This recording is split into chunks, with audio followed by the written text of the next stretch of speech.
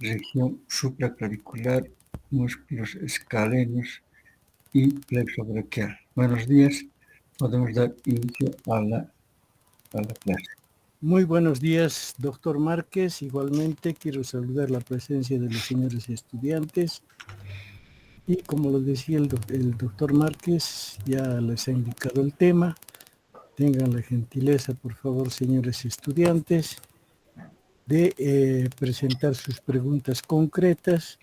Nos han indicado que nos pasamos mucho en las clases de retroalimentación. Por lo tanto, vamos a ser concretos en sus preguntas. Así es que, doctor Márquez, proceda con la presentación del tema, por favor. A ver, está presente el doctor Ochoa. Buenos días, doctor Ochoa. Buen día, doctor Márquez. Buen día, doctor Sagárnaga. Evidentemente, Doctor Ochoa. Sí, evidentemente, doctor, el próximo martes sí no voy a estar porque soy tribunal de examen de grado. El próximo martes 18, doctor. Así que hoy día es normal. Y un gran saludo para todos los estudiantes y tengan muy presente, jóvenes, que atiendan bien las clases que están dando el doctor Márquez y el doctor Sagárnaga, porque eso es muy importante para que ustedes conozcan las estructuras anatómicas. Adelante, doctor Márquez. Buen día, doctor, y bienvenido a la clase. Pensé que hoy día iba a ir de tribunal. Me confundí. Bueno, vamos a dar inicio a la clase.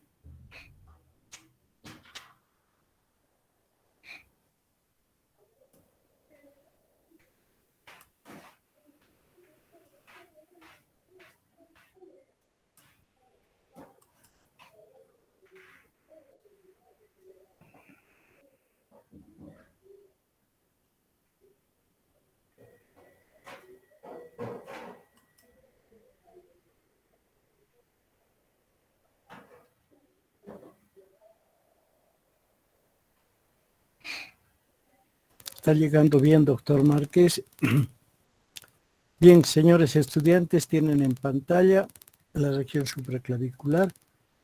Tengan la gentileza de hacer las preguntas correspondientes. ¿Quieren ampliación de algún tema? ¿No han entendido muy bien alguna estructura anatómica de esta región? Pues tienen la palabra. Pueden preguntar. Adelante, muchachos. Doctor, ¿me puede explicar músculos escalenos? Buen Bien, día, Fernando. buen día, Fernando. Buen día. Buen día, doctor.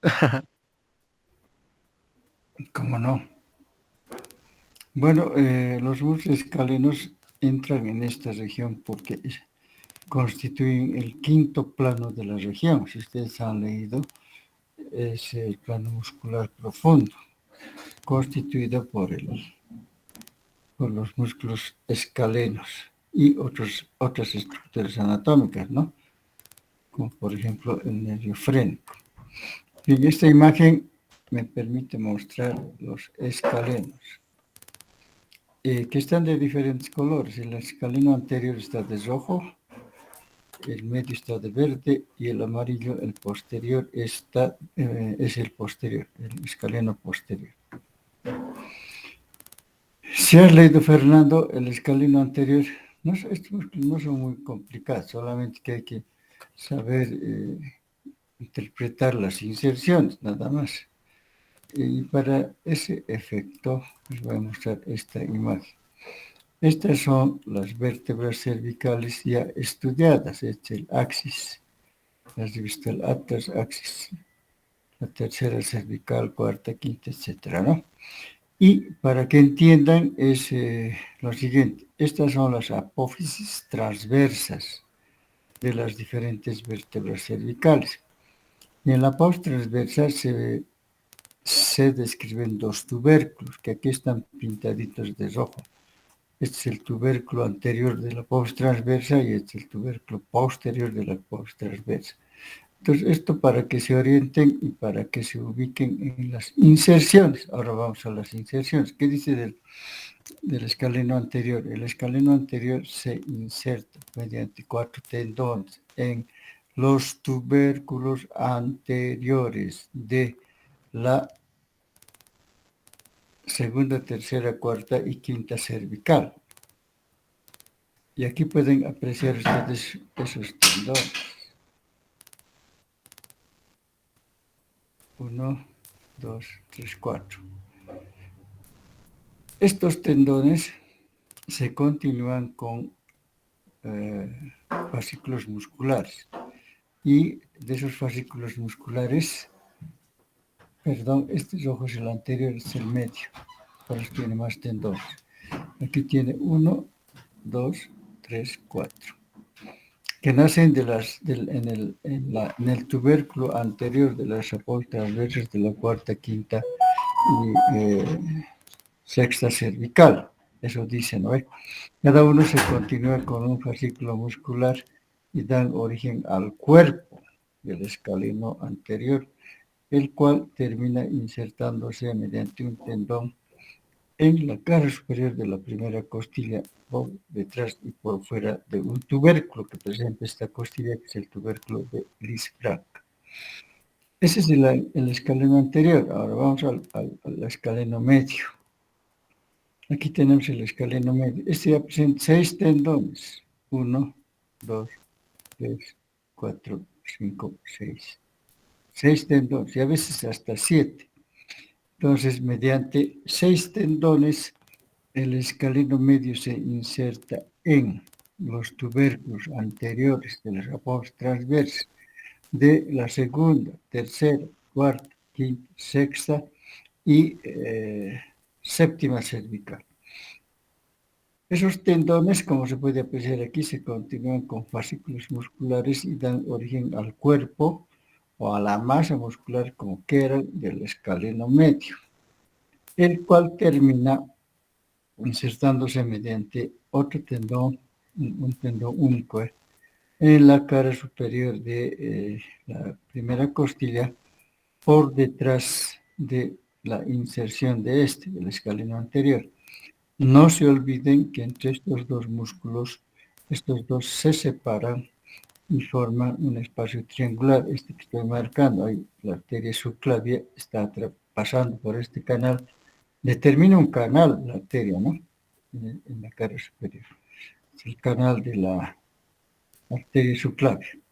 Entonces, el escaleno medio termina insertándose mediante un tendón en la cara superior de la primera costilla por detrás de las inserciones del escaleno medio, del escaleno anterior, perdón. Ahora el posterior, el escaleno posterior es este, la de amarillo. ¿Dónde se inserta? Mediante 4 tendones. Esta es la diferencia. En los tubérculos posteriores de las apófisis transversas, o sea, aquí.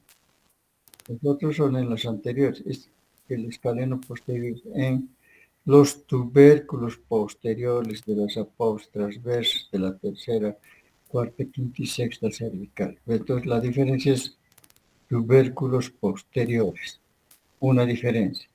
La otra, a esos tendones le siguen también fascículos musculares que forman el cuerpo y terminan de la siguiente manera. Mediante un pequeño y corto tendón terminan insertándose en el borde superior de la segunda costilla. Es la diferencia.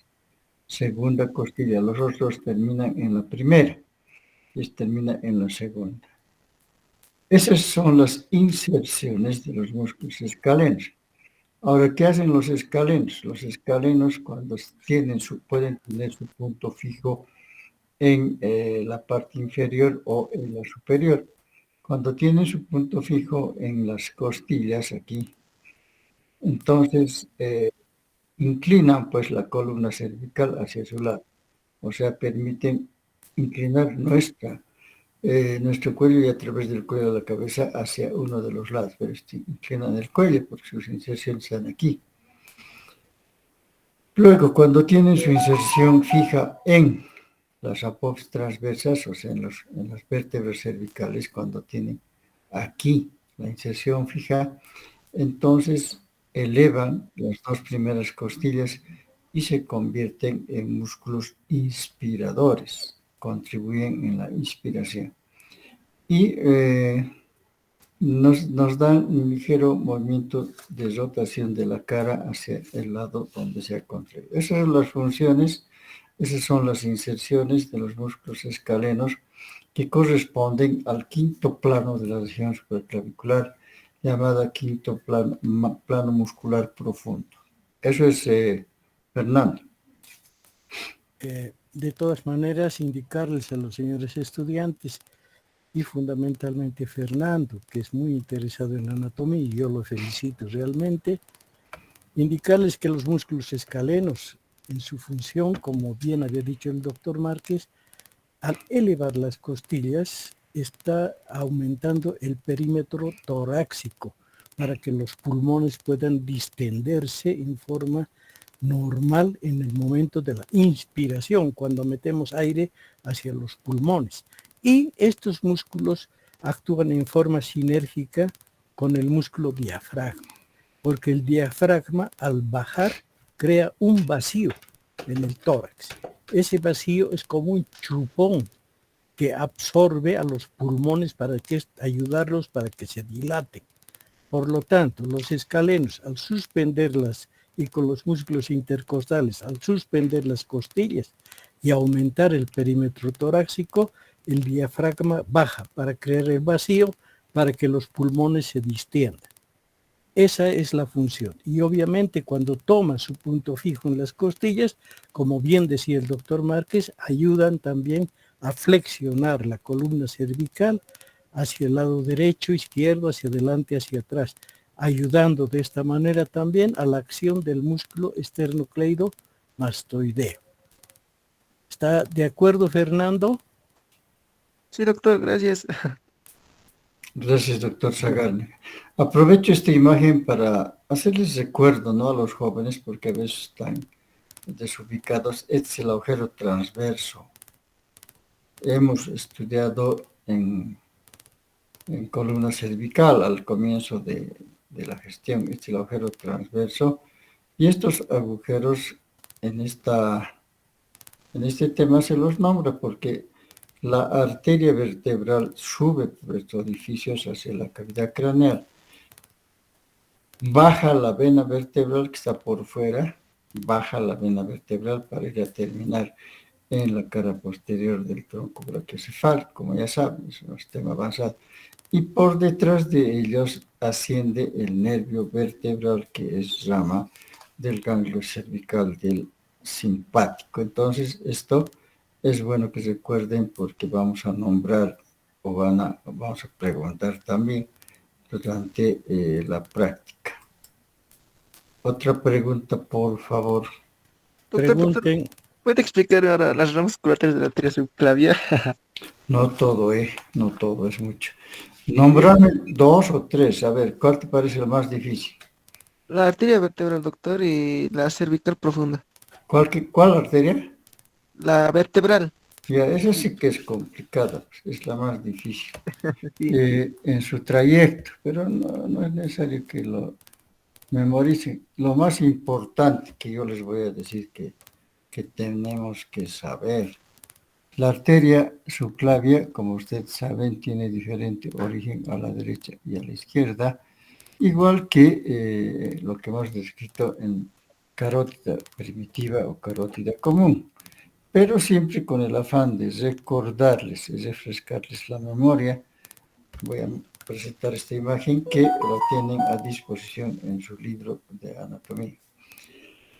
Este es el callado de la arteria aorta, la arteria mayor de nuestro organismo, que de esta convexidad nacen de derecha a izquierda, primero el tronco brachiocefálico arterial, que lo están viendo a plenitud, que a nivel de la base del cuello se divide en dos ramas, la carótida primitiva o común derecha y la arteria subclavia derecha. En el lado izquierdo, la carótida primitiva, ya saben, han visto también esto, nace directamente del callado de la aorta por detrás de la subclavia. Y más atrás está el origen de la arteria subclavia que hoy nos ocupa en su descripción. Por lo tanto, esta arteria tiene un trayecto más largo que el de la derecha, porque tiene este pequeño trayecto intratorácico que más o menos tiene 3 centímetros de longitud. Bien, una vez que ha tenido su origen en esta bifurcación, la arteria subclavia se extiende hacia arriba, hacia afuera, describiendo esta curva cóncava hacia abajo, ¿no? Que además atraviesa entre, aquí se ve perfectamente, entre el escaleno anterior y el medio, atraviesa ese espacio triangular. Y por detrás de ella está el plexo braquial, que aquí se lo ve. Entonces, aquí da sus ramas colaterales. Hay un segmento intraescalénico o preescalénico, el segmento interescalénico, que está entre los dos músculos, y el post o extraescalénico. La pregunta es la arteria vertebral. Es la primera rama que nace de la cara superior de la arteria subclavia, la primera rama. Ahora la vamos a explicar.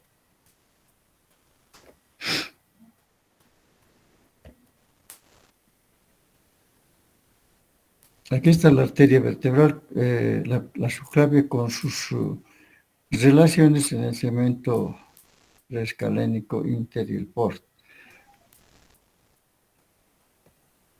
Aquí vamos a mostrar la arteria vertebral naciendo de la cara superior de la arteria subclavia. Es la primera rama colateral.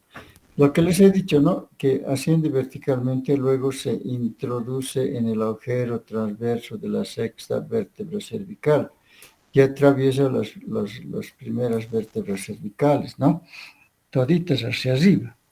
Y aquí la vamos a mostrar a la arteria vertebral, que después de haber tenido origen en la subclavia, asciende un poco hacia arriba y hacia adentro, pero después asciende verticalmente, llega al agujero transverso de la sexta cervical, se introduce y asciende por esos orificios hasta el atlas, o sea, recorre todos estos agujeros transversos que ya les he explicado en la anterior imagen.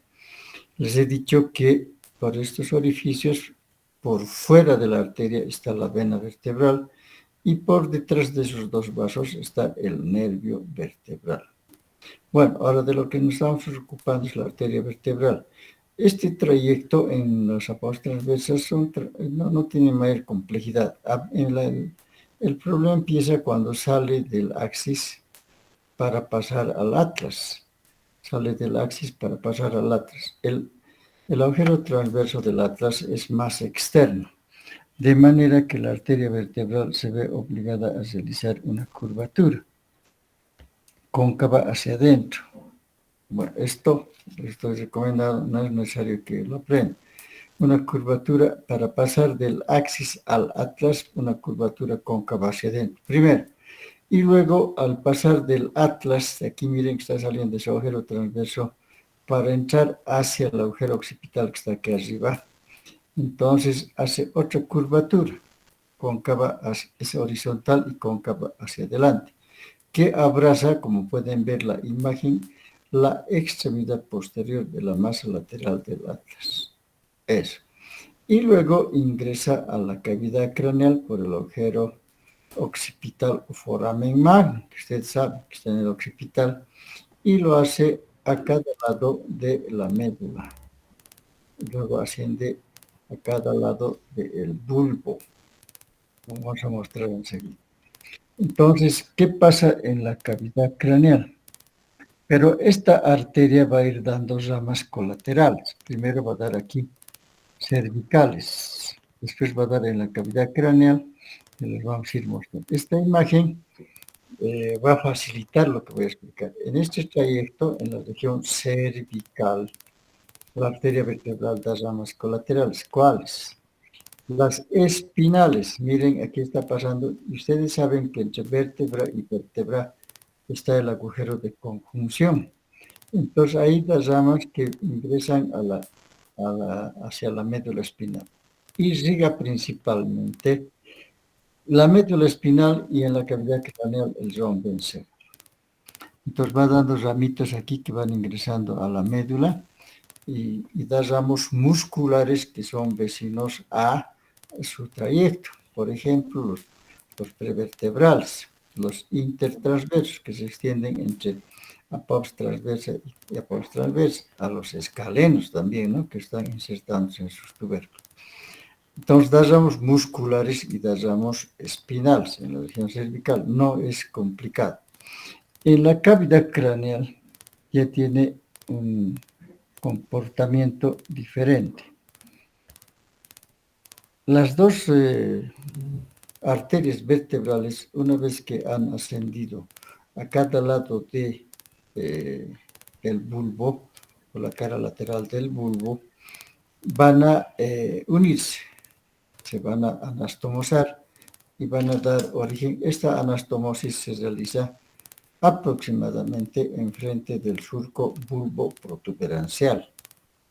De esa anastomosis nace este tronco que se llama el tronco basilar. El tronco basilar. En la cavidad craneal, jóvenes, aquí va a dar otras ramas colaterales. Estoy hablando ya de la cavidad craneal.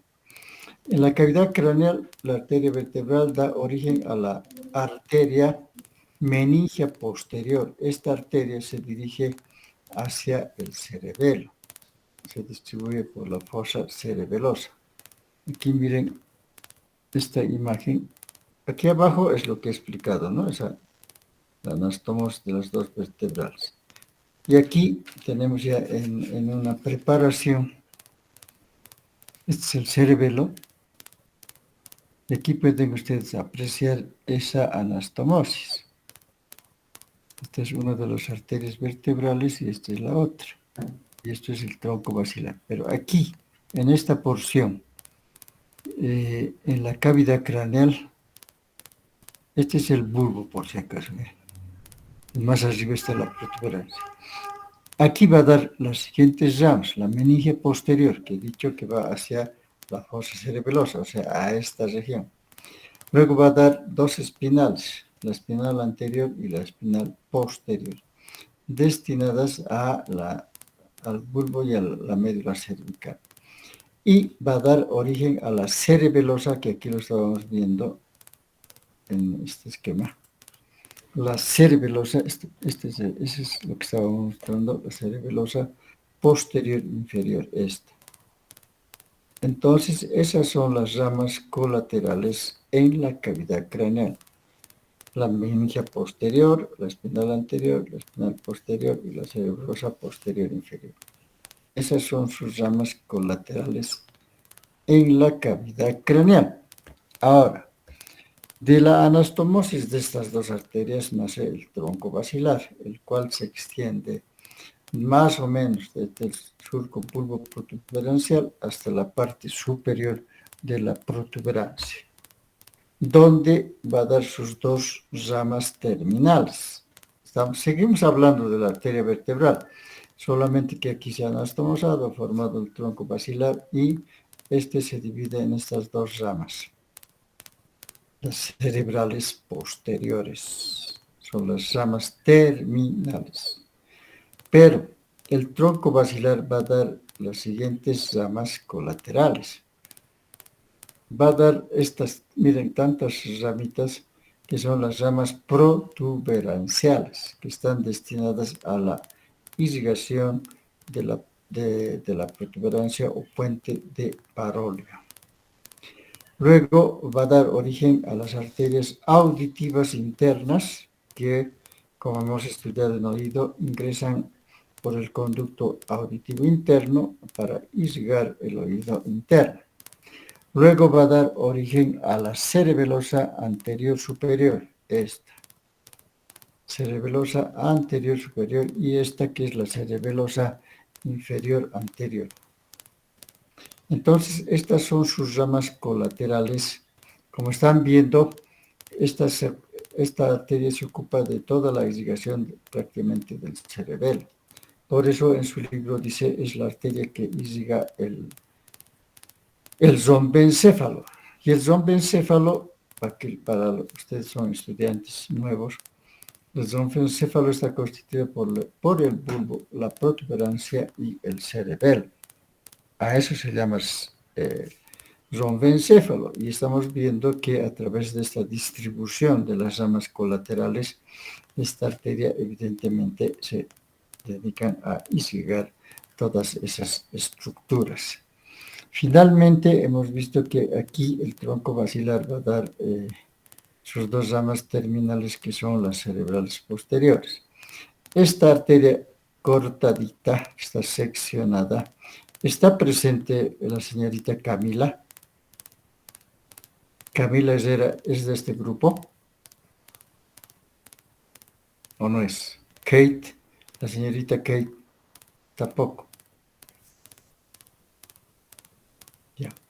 Estas corresponden a la comunicante posterior. Les voy a mostrar después. Entonces, para que memoricen, para que ustedes se ubiquen en la distribución de esta arteria, la voy a ir mostrando por partes, para finalizar con esto. Ya saben, desde su origen, aquí da ramos cervicales, que ya las hemos nombrado. Luego da ramos craneales, en la cavidad craneal, que también hemos nombrado. Este es un dibujo esquemático.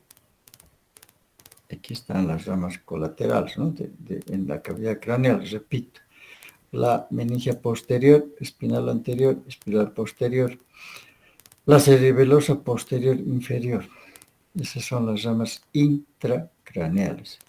Y las ramas del tronco basilar son las protuberanciales, las auditivas internas, la cerebelosa anterior inferior y la cerebelosa anterior superior.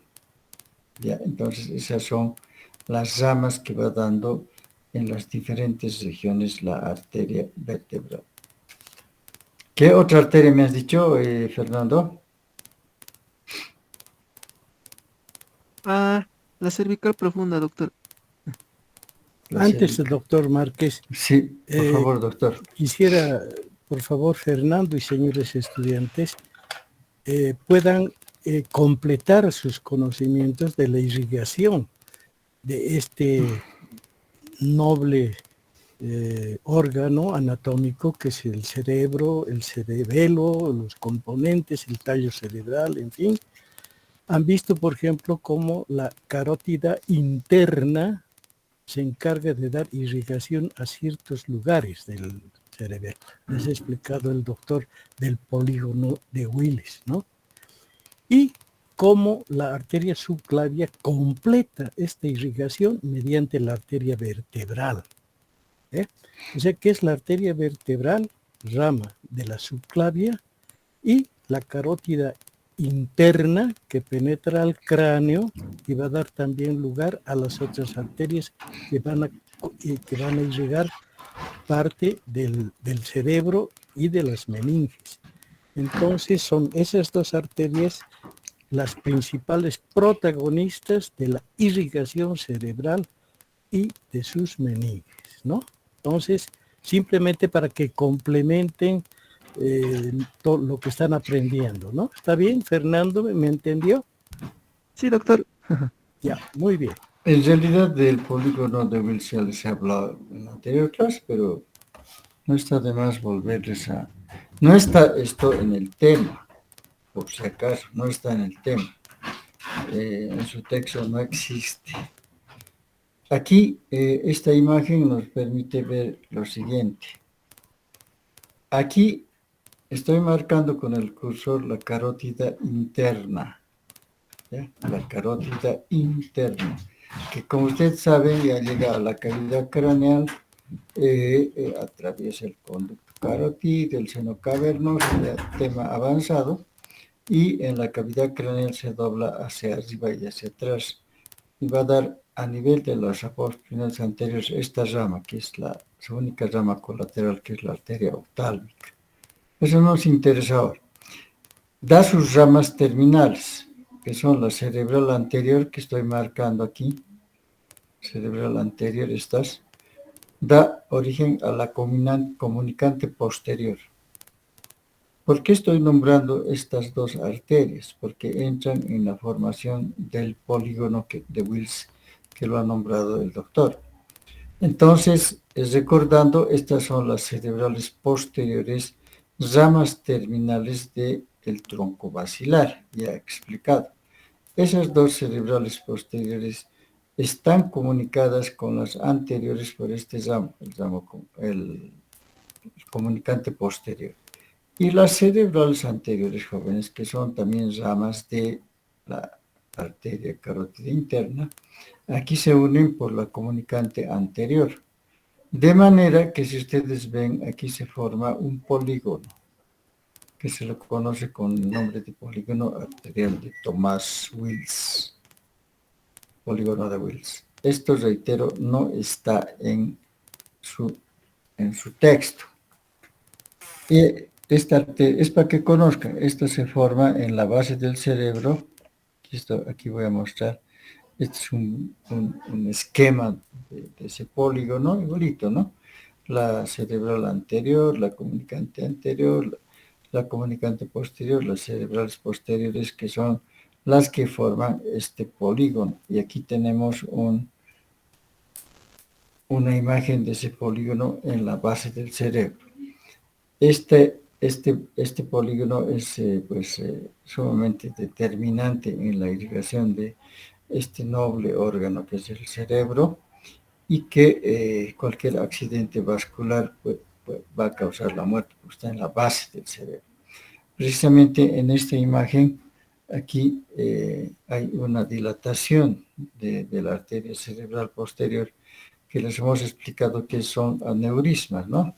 Esto es para conocimiento, no les vamos a estar preguntando.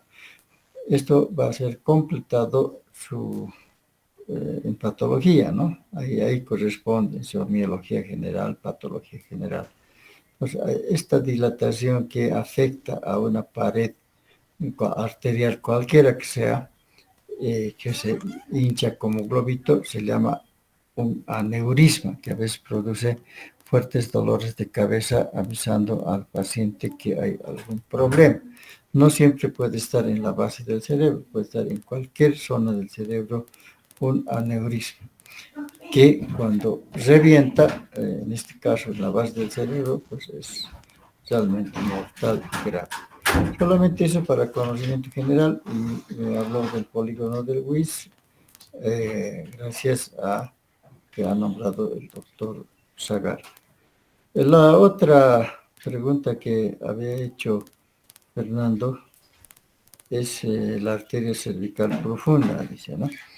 Esta corresponde a la división de la arteria del tronco. ¿Qué tronco es, Fernando? ¿Qué El tronco es? tronco cérvico intercostal, si no me equivoco, doctor. Así es, no es que no te ¿Ah, estás sí? equivocando, así es. Ah, está bien, ahí, ya, doctor. Ja.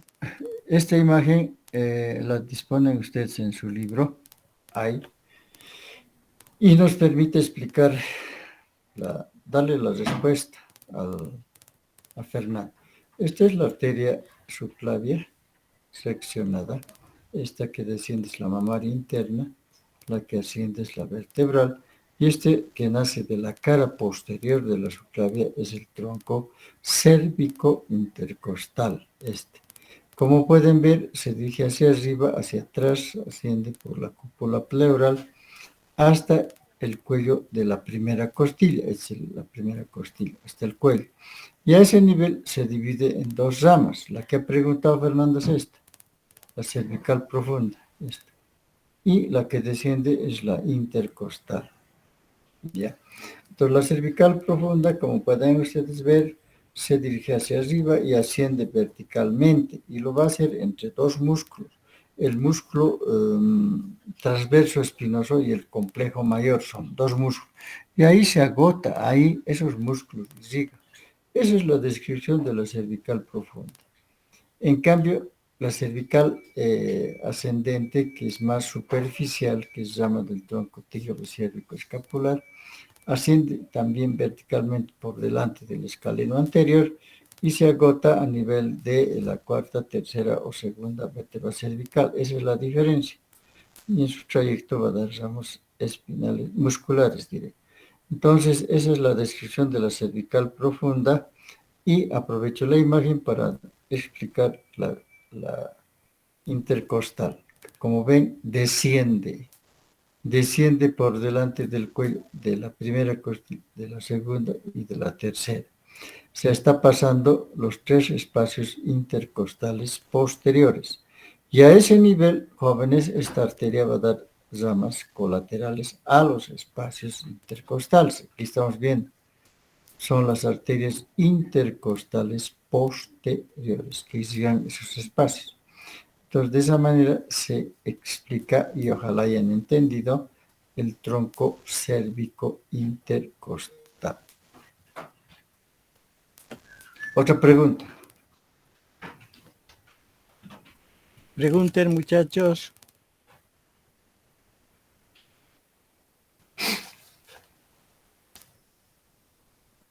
Doctor, otra explicación más. El plexo braquial me puede explicar, doctor. Su distribución, no, sus ramitas del plexo braquial. El plexo braquial, Sí, ¿lo has visto en el cadáver? no, Se, no, se no. ve, se ve. ¿Se ve? Claro, se ve en todos los cadáveres. Son nervios gruesos, Gruesos, di- gruesísimos. difíciles de que se rompan. Esto vas a encontrar en los cadáveres. Entonces, ahorita voy a mostrar una imagen de cadáver. Pero este es esquemático para que entiendan cómo se forma ese plexo. Ustedes, voy a recordarles que el plexo cervical superficial, que ya hemos avanzado, se forma por la anastomosis de las ramas anteriores de los primeros 4 nervios cervicales. Y aquí estamos viendo ya el plexo braquial que se forma por las ramas anteriores de los 4 últimos nervios cervicales más el primer nervio dorsal, que es este. Ramas anteriores. Entonces, ¿cómo se forma el plexo braquial? El primer tronco primario que está aquí de verde, este es el primer tronco primario, este es el segundo que se ve en el cadáver, este es el tercer tronco primario. El primer tronco primario resulta de la anastomosis de las ramas anteriores de la C5 y la C6. En nuestro texto está que la C4 más participa. Aquí miren, la C4. C4, C5 y C6. Estas dan origen a este tronco, al primer tronco primario. Bien, el segundo tronco primario está constituido por la rama anterior de la C7, que se mantiene independiente. Esta no se anastomosa con nadie. Y el tercer tronco primario, este se forma por la anastomosis de la C8 y de la primera dorsal. C8 y primera dorsal. Entonces dan origen al tercer tronco primario. No me parece muy difícil esta parte del origen del plexo braquial. El plexo braquial no nos correspondería estudiar, pero está en este segmento. Ahora, las ramas, los troncos, el primer tronco primario, el segundo, el tercero, se dividen en 2 ramas. Para que entiendan, aquí está de color medio naranja o café, el tronco posterior. Miren, están haciendo del primer tronco primario, este tronco posterior. Y este es el anterior, posterior. Este es el anterior, el posterior. Este es el anterior y este es el posterior. Las ramas posteriores jóvenes se anastomosan, aquí como se ve en la imagen, y forman el tronco secundario posterior, que es este. Entonces se van a ir hacia la región axilar y van a dar una serie de ramas colaterales que no estudiamos. Solamente llegamos al tronco terminal posterior. Ahora bien, la rama anterior, esto sí está en su texto y aquí se puede aprender aquello. La rama anterior del primer tronco primario se anastomosa con la rama anterior del segundo tronco primario, que lo estoy marcando, y dan origen a este tronco. al tronco secundario anteroexterno. Tronco secundario anteroexterno. La rama anterior del tercer tronco primario, esta que está de amarillo, permanece independiente y constituye el tronco secundario anterointerno. Anteroexterno, anterointerno. Esa es la estructura del plexo braquial. Ahora, si has leído, ¿cuántas clases de ramas da, Fernando, el plexo braquial? ¿Cuántas, ¿Cuántas ramas da? sí, cuántas clases Son, de ramas? ¿Cuántas clases de ramas? pues de las ramas anteriores son... Y las tendría- y las posteriores son... anteriores y posteriores es Sí, fácil. sí, solo son dos. Y de las posteriores son cuatro. Son el nervio angular, el nervio supraescapular, el nervio cebato mayor y el subescapular. Y de las anteriores, eso sí, no me acuerdo bien, doctor, pero son el pectoral mayor y el pectoral menor. Ya, de la anterior es más fácil. Las ramas anteriores son las siguientes. El nervio del subclavio, que desciende por delante del plexo braquial. El nervio del músculo pectoral mayor y del músculo pectoral menor. Más o menos así se ve en el cadáver. ¿Ya? Este es el primer tronco primario, el segundo y el tercero. Si ustedes pueden apreciar, antes amarrábamos esto y ¿qué tenía que poner el alumno? Se llama C5 tiene que poner. C5, C6, C7, C8 y la primera dorsal. Eso hacíamos cuando dábamos examen práctico en cadáver. Primer tronco primario, segundo y tercer tronco primario. Y este plexo da ramos anteriores, que ya ha dicho Fernando, que es el nervio del subclavio, el nervio del pectoral mayor y el nervio del pectoral menor. Y las ramas posteriores son el nervio del serrato mayor, del angular y del romboides, el nervio de supraescapular y el superior del subescapular. Esas son las ramas posteriores. Hasta ahí tienen que saber. Ahí punto final. Otra pregunta.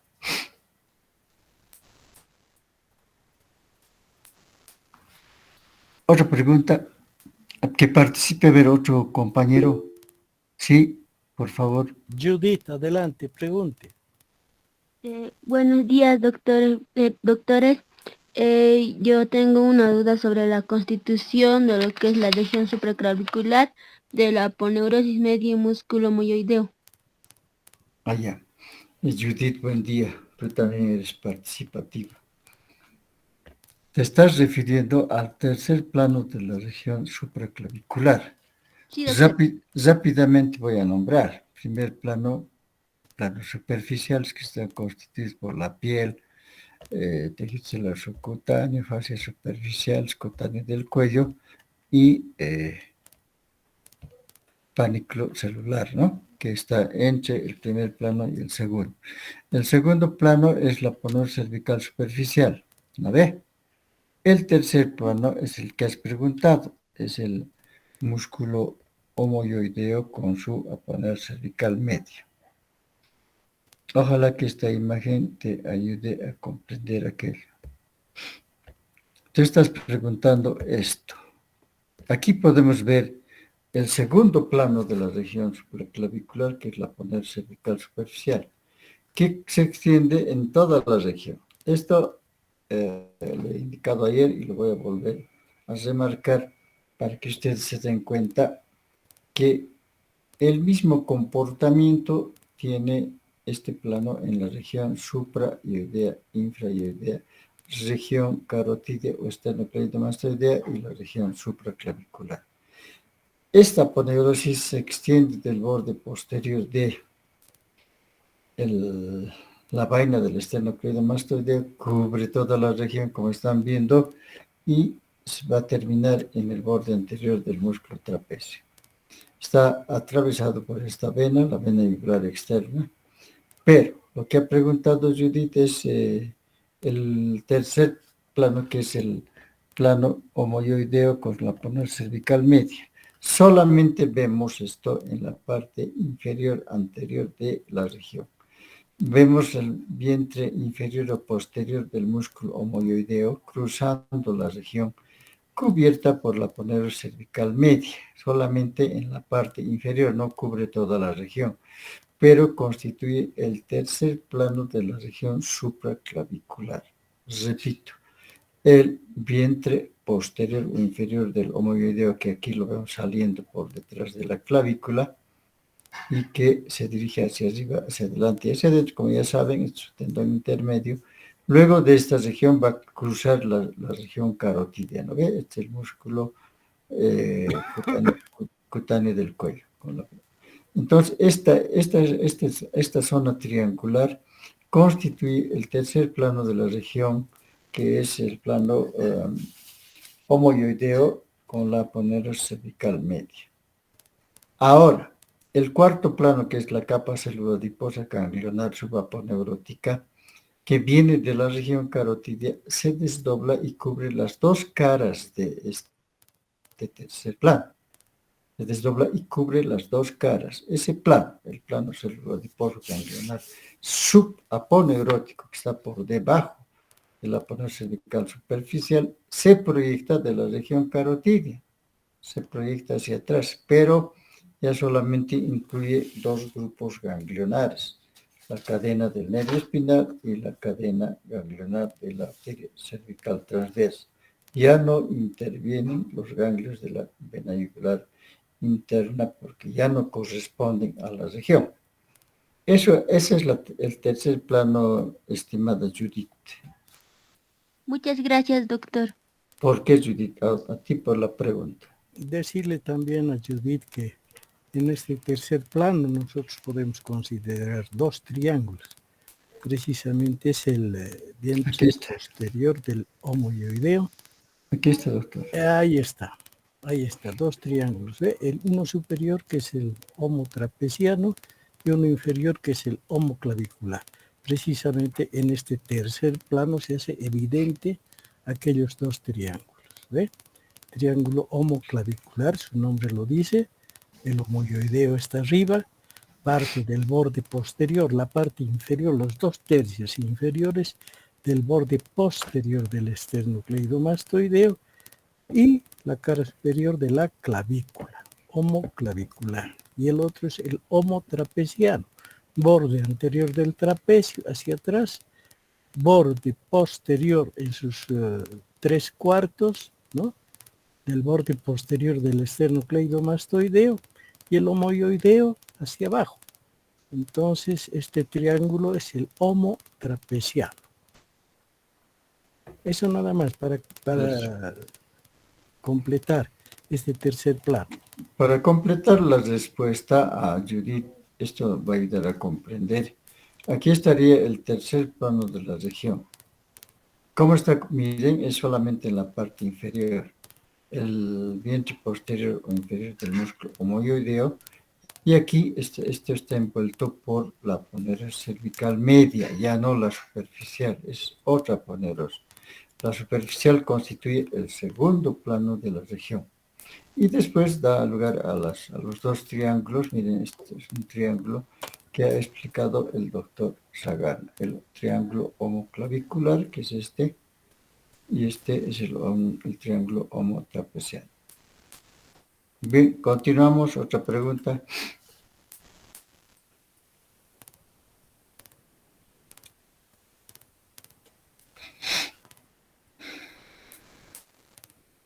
Doctor, ¿me puede explicar el quinto plano de la región supraclavicular?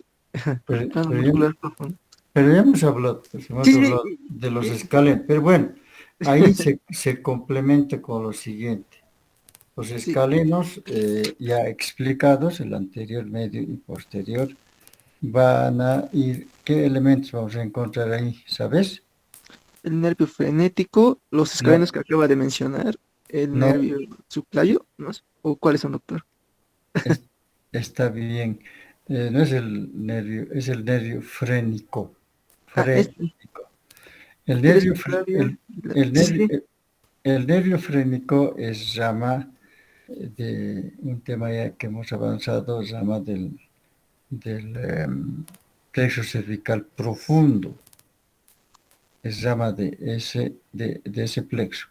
Es un nervio motor que se dirige hasta el diafragma, pero que desciende por la cara anterior del escaleno anterior. A ver si tengo por aquí.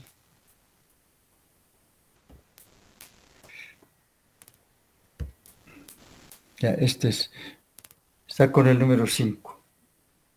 Es el nervio frénico. Miren, el escaleno anterior está seccionado y está descendiendo por su cara anterior. Y luego desciende por esta vertiente anterior, es el pulmón, vértice del pulmón por la vertiente anterior de la cúpula pleural y se extiende hasta el diafragma al cual lo inerva. Este nervio es importante porque al inervar el diafragma nos permite hacer la respiración abdominal y luego es un nervio que nos protege las vías respiratorias. Eso hemos avanzado, yo lo he explicado. Nos permite toser, eliminar el esputo, escupir, ¿no? Interviene en el estornudo y es el que al inervar el diafragma también participa en el hipo. En dos actividades que son muy importantes en la vida del ser humano, como es aquí también voy a mostrar el frénico, la defecación, porque al inervar el diafragma nos ayuda en la defecación y en las mujercitas el parto. Este es el nervio frénico. Ahí lo tienes. Frénico, el asodiviusem, sí, este es el vago. No estoy diciendo a vos, pero es el nervio vago. Y este es el recurrente o laringe inferior. Esos elementos encontramos en el quinto plano. ¿Qué más encontramos en el quinto plano? Los músculos escalenos. ¿Qué más encontramos? Aquí estamos viendo que está pasando por delante del escaleno anterior la arteria cervical transversa. Y por detrás de los escalenos encontramos pues, el plexo braquial, ¿no ve? Que acabamos de explicar. Y del primer tronco primario, está naciendo el nervio del subclavio, que va a ir este se llama nervio has debido leer porque te he escuchado nombrar. El nervio del subclavio nace del primer tronco primario, desciende por delante del plexo braquial y va a su zona de inervación musculoescapular. Esos son los elementos que se encuentran en el quinto plano de la región supraclavicular. Se supone que ahí debemos nombrar lo que hemos descrito, ¿no? El primer tronco primario, segundo tronco primario, etcétera, y las ramas anteriores y posteriores de este plexo. Describimos el escaleno medio, el escaleno posterior, etcétera, etcétera. ¿Está bien? Sí, doctor. Otro.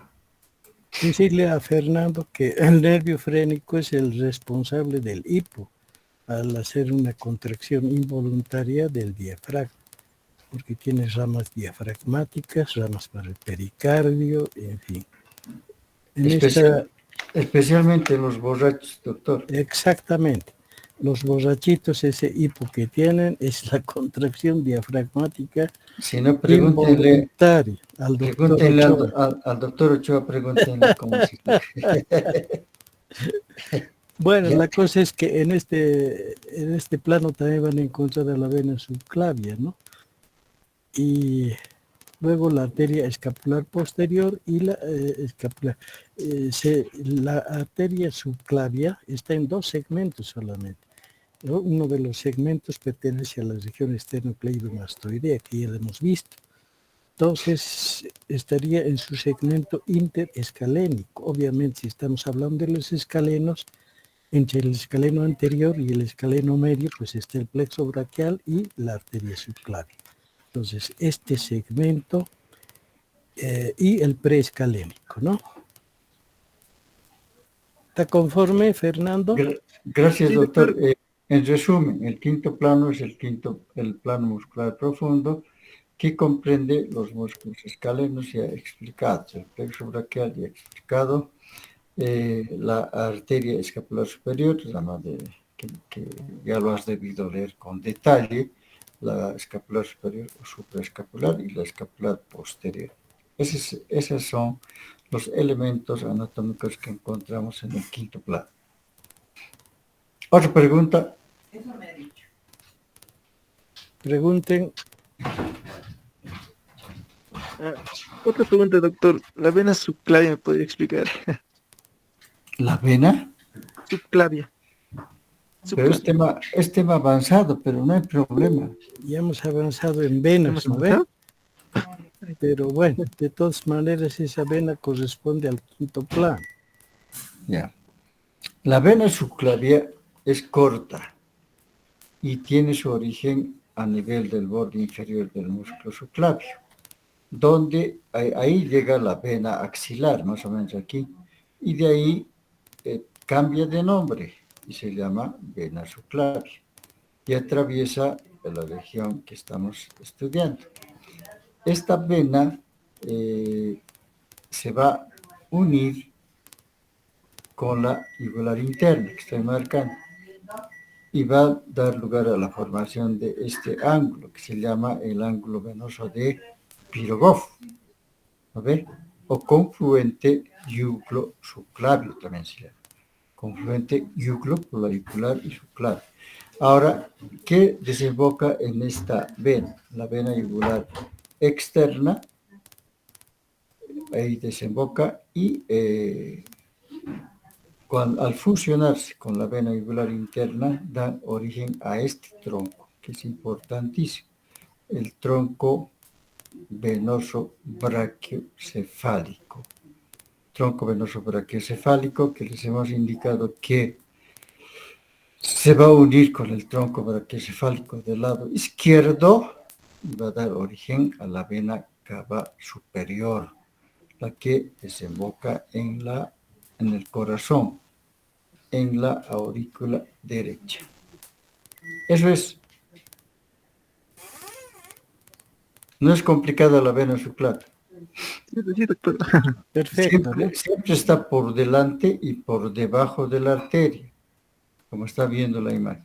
Siempre está por delante y por debajo. La arteria está más atrás y un poco más arriba. La arteria subclavia.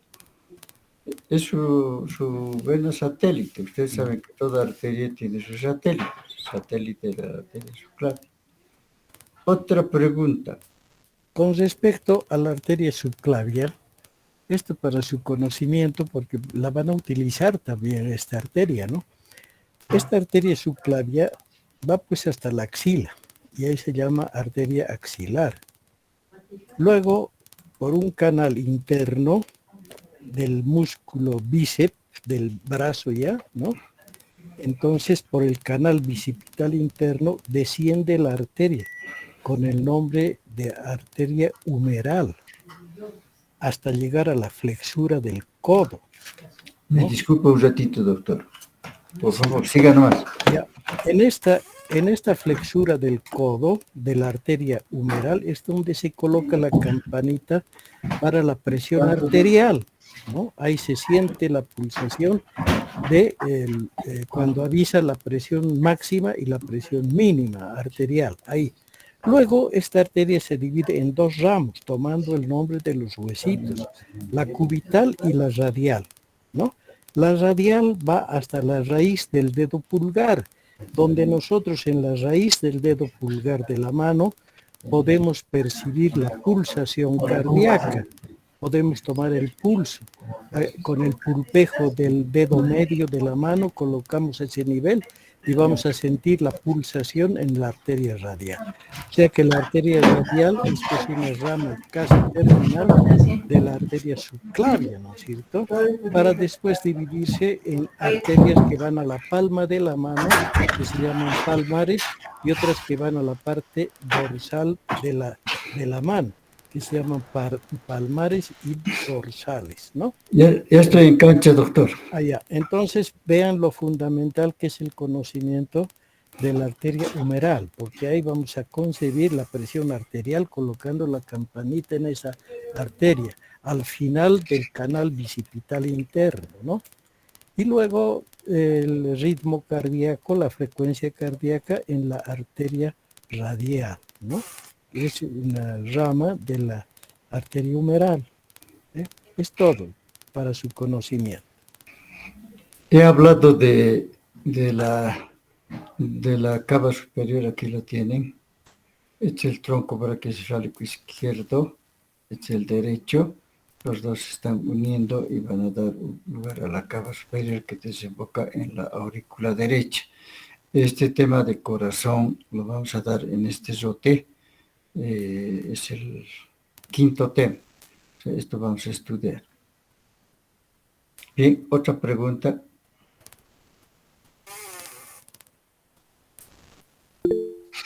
Sí. Adelante, Judith. Pregunte.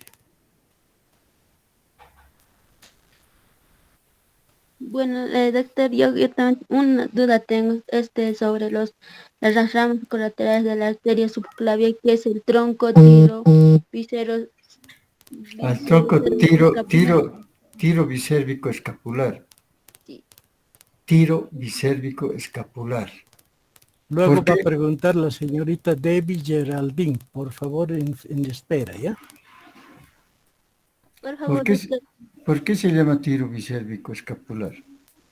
Aquí te voy a mostrar. Esta imagen, ¿qué muestra? La arteria subclavia es la derecha, ¿ya? La arteria subclavia derecha, es la carótida primitiva derecha. Aquí tenemos el nervio vago, el nervio laríngeo inferior o recurrente que está subiendo. Tenemos el ganglio cervical inferior del simpático, el asa de Biosems, es todo lo que se ve en esta. Esta es la arteria vertebral. Aquí miren, está subiendo el nervio vertebral, que les he dicho, que hemos estudiado, ¿no? Este nervio va hasta la cavidad craneal. Luego, este es el tronco tiro bisérvico escapular, este es el nervio frénico, de amarillo. Este es el tronco tiro bisérvico escapular. ¿Por qué se llama así? Tiro, porque da origen a la tiroidea inferior, arteria tiroidea inferior que la estoy marcando.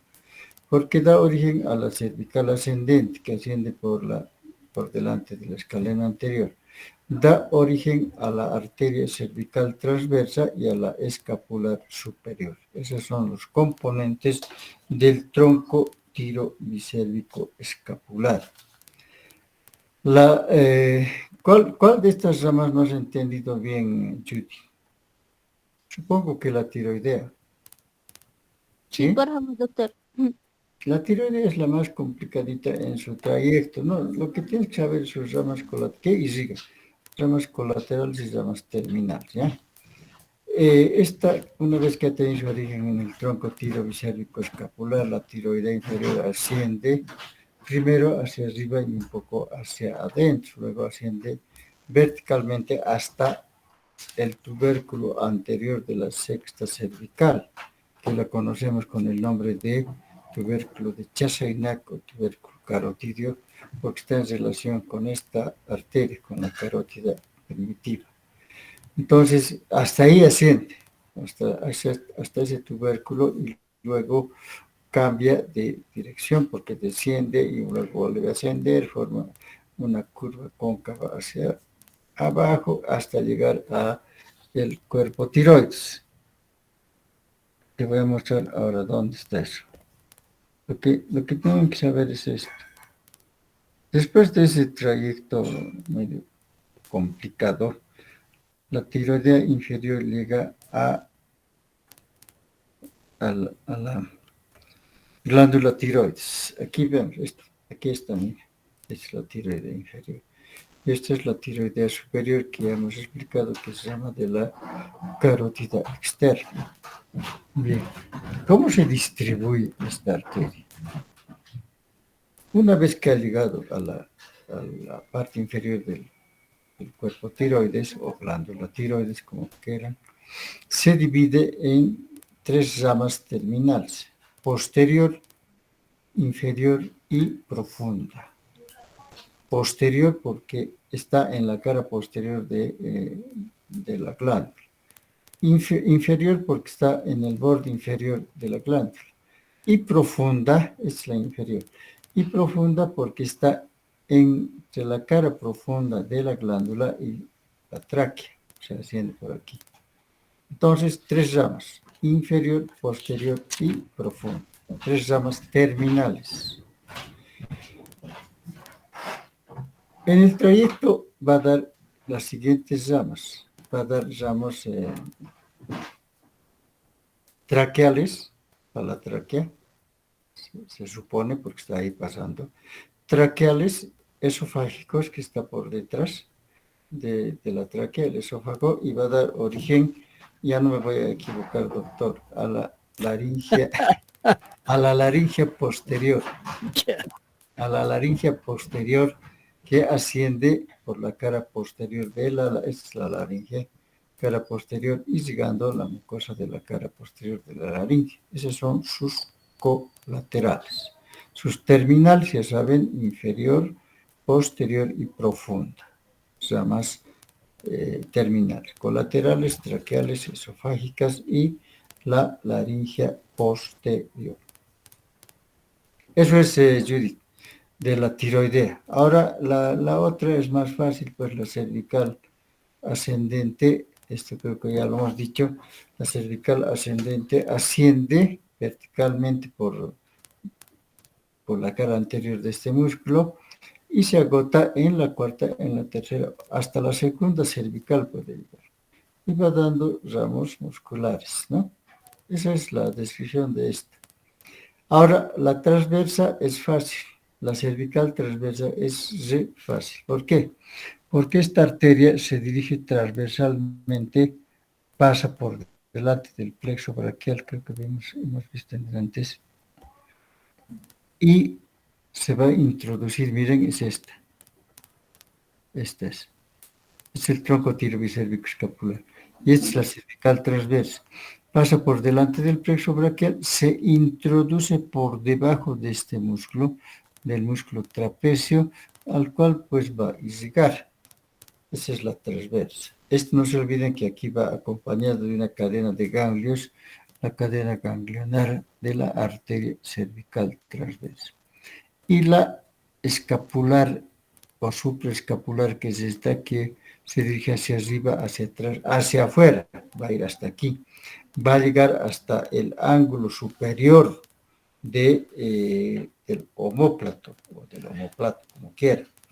Y de ahí va a bajar por ese borde, que se llama también borde espinal o borde externo del omóplato, y desciende hasta el ángulo inferior, hasta la fosa de la supraespinosa a la infraespinosa.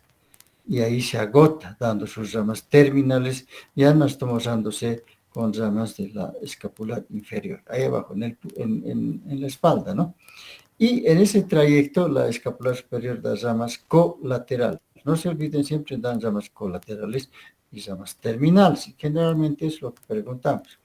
Las ramas colaterales que da la escapular superior son ramas musculares, porque durante ese trayecto va a ir dando ramos a los músculos que están vecinos a su trayecto.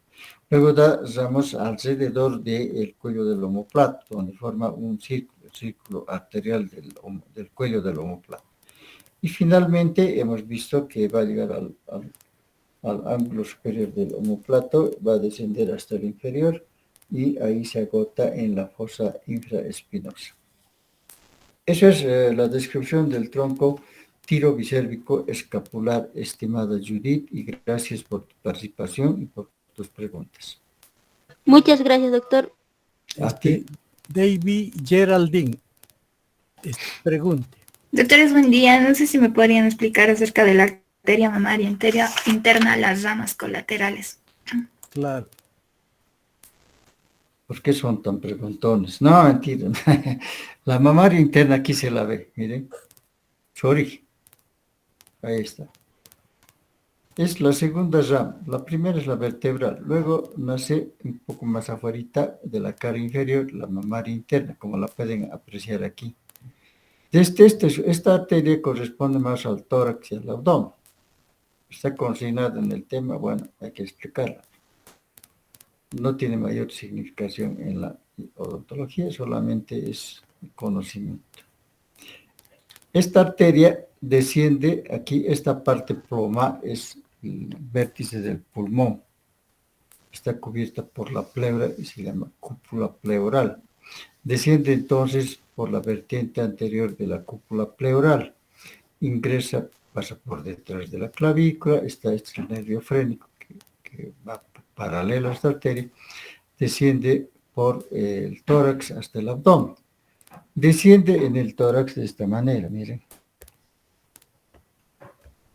Esta es la mamaria interna, que lo estamos viendo.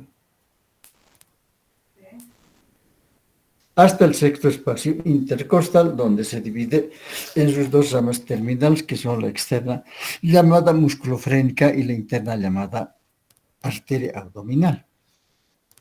Esa termina anastomosándose con la epigástrica, en la región umbilical. Bueno, pero aquí lo que ha preguntado la señorita es de que en este trayecto va a dar ramas internas, ramas externas, ramas anteriores y posteriores. A eso, esa es la pregunta y vamos a responder. Esta es una imagen esquemática de esa arteria, de la mamaria interna, que, como hemos dicho, desciende hasta el sexto espacio intercostal, donde da sus ramas terminales. Esta arteria está destinada fundamentalmente a la irrigación del diafragma, porque mediante su rama externa o musculofrénica va a irrigar gran parte de este músculo y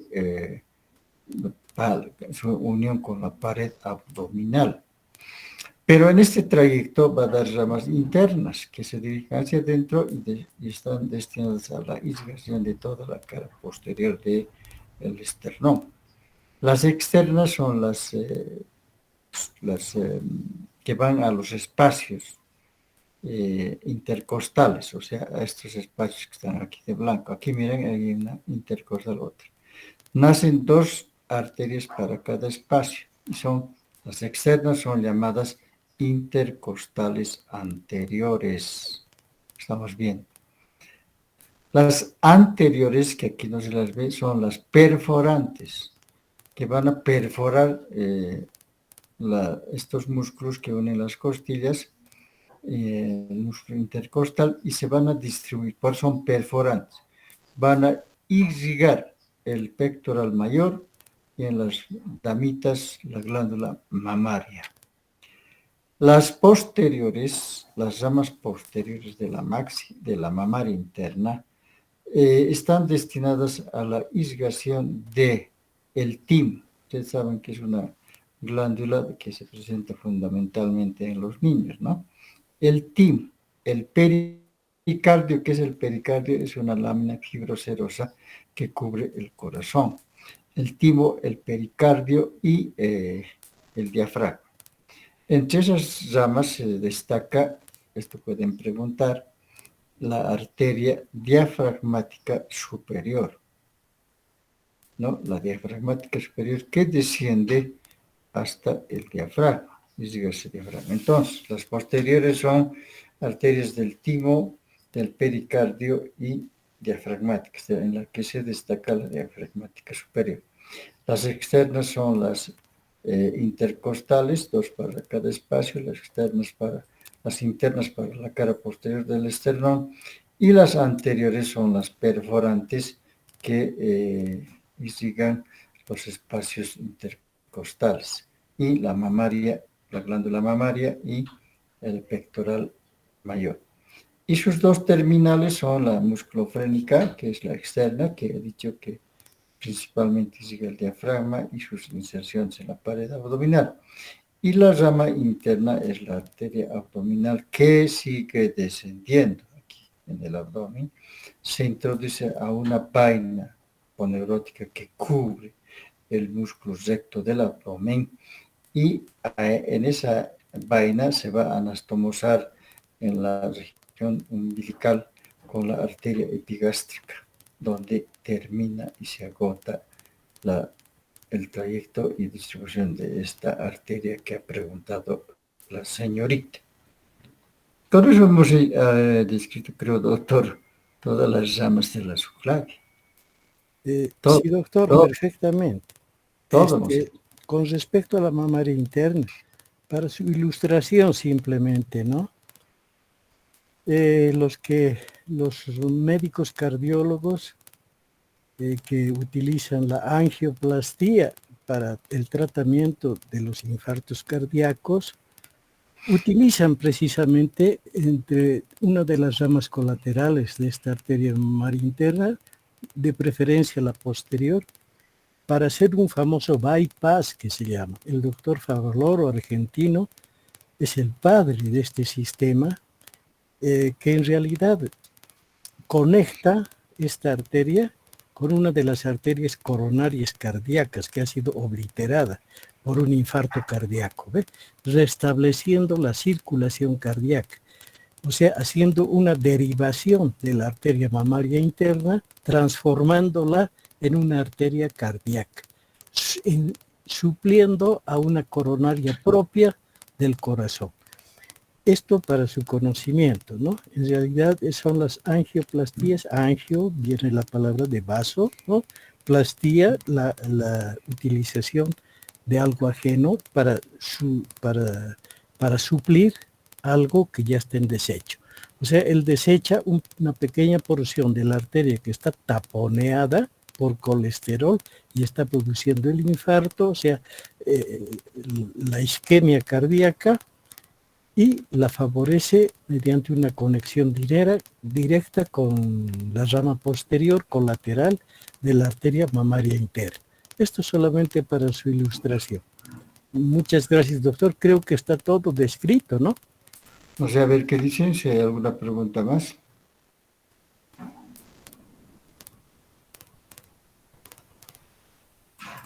Bueno, el doctor Márquez les estaba hablando de aquí tenemos al frente precisamente los famosos aneurismas. Estos aneurismas pueden presentarse en cualquier parte de la distribución arterial. En el cerebro existen dos accidentes vasculares. Uno que es el derrame vascular, precisamente la ruptura de la pared vascular, y viene el derrame, la extravasación del líquido hemático, o sea, la sangre se difunde por el cerebro y esto es de muerte, un derrame cerebral, porque involucra, especialmente cuando es en el tallo, ¿no? Involucra, imagínense, al núcleo del décimo par craneal y pues separa el corazón y los pulmones. Ahora bien, otro accidente cerebrovascular es el taponamiento de una arteria, que es el infarto cerebral. No vayan a pensar que el infarto solo es cardíaco. No, el infarto se puede producir en cualquier órgano. Es la obliteración de una arteria. ¿Con qué se oblitera una arteria? Con el colesterol, con las grasas, triglicéridos y demás cosas, de todas las macanas que ustedes comen en la comida chatarra. Por eso se oblitera una arteria, entonces estamos hablando de un embolismo. Hay una embolia, un embolismo que no deja pasar la sangre por ahí. Entonces una embolia cerebral es también de muerte. Produce una zona isquémica y si es una zona importante del cerebro, puede morir el paciente o en su defecto queda con lesiones de por vida prácticamente, pueden ser lesiones motoras generalmente, ¿no? Y en esto que está presentando el doctor, que es un famoso aneurisma.